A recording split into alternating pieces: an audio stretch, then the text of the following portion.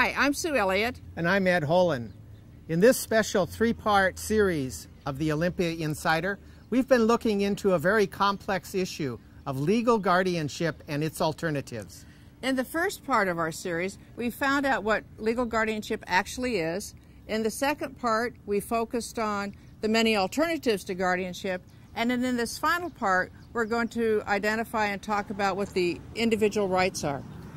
This series is part of a project called Informing Families Building Trust, a trusted source of information that you can rely upon. You can find information about guardianship and other resources at the Informing Families Building Trust website, www.informingfamilies.org. Whether you choose guardianship or an alternative to guardianship, it's really important that the person understand their rights and preserve them.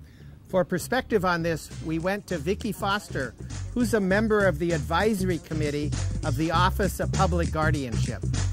A person who has been appointed a guardian should have the same rights as any other person, like the right to live where they wish, the right to marry, and the right to vote. Also, they should have the right to make end-of-life choices and the right to make choices about who will provide their personal care. During the petition for guardianship, it is important to let the courts know that you do not want to give away or take away these rights.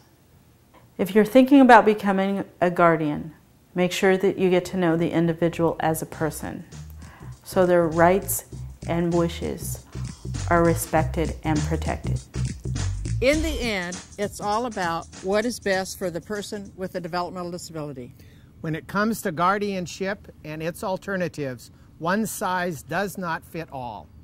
If you've missed any of this three-part series, please go to www.olympiainsider.org.